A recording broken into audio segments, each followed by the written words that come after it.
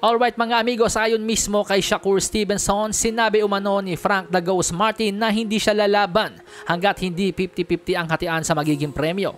Heto po ang diga ni Stevenson sa ngayoy deleted post na. Frankie say if he not getting 50-50 with me, he ain't fighting. He say 50-50 or nothing. Kalakip ang laughing emoji. Well mga amigos, wala naman pong masama na maghangad ng 50-50 split. Yun nga lang mga amigos, inilulugar po yan. At may mga batas po na sinusunod. Bawat organization, iba-iba po sila ng rules. Pero since vacant lightweight WBC ang paglalabanan, dapat pag-usapan natin ang rules o sundin natin ang rules ng WBC. Paliwanag natin kung bakit nagmumukhang ducking yung ginagawa ni Frank Martin kay Shakur Stevenson base sa WBC rules. Heto po mga amigos, basahin natin. Division of proceeds in a purse offer.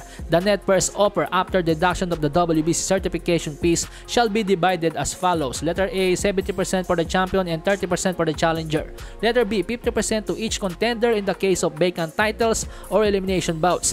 Hinto na po muna tayo sa letter B. Kasi ito yung istorya ni Frank Martin at Shakur Stevenson. Vacant WBC World Lightweight title, 50% to each contender.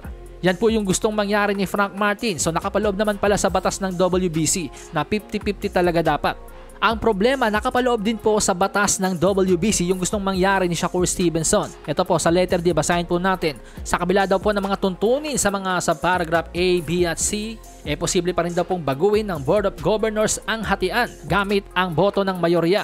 Dahil sa mga pambihirang pagkakataon nga daw po, ay pwedeng isaalang-alang ang outstanding marketing value ng isa sa mga boksingero. So speaking of market value mga amigos, alam naman po natin na mas mataas talaga ang market value ni Shakur Stevenson kumpara kay Frank the Ghost Martin.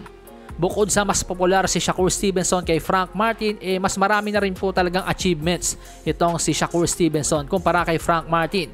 Dahil ito pong si Shakur Stevenson ay dating featherweight world champion, dating junior lightweight unified world champion. Samantalang si Frank Martin magpasa hanggang ngayon hindi pa po ito nagiging world champion. Kaya yung hinihiling po ni Frank Martin na maging 50-50 ang hatian hindi po makatarungan yon sa aking opinion. Bibigyan ko po kayo ng example. Manny Pacquiao versus Antonio Margarito, naglaban po yan para sa bakanteng WBC Super Welterweight title. Sa palagay nyo po ba 50-50 ang naging hatian ni Margarito at ni Manny Pacquiao? Natural, hindi po nila sinunod yung letter B, yung letter D po ang kanilang sinunod dahil sa market value ni Manny Pacquiao. Kaya naman nakapag-uwi nga po si Manny Pacquiao ng 13 to 15 million kontra kay Margarito na nag-uwi naman ng $3 million.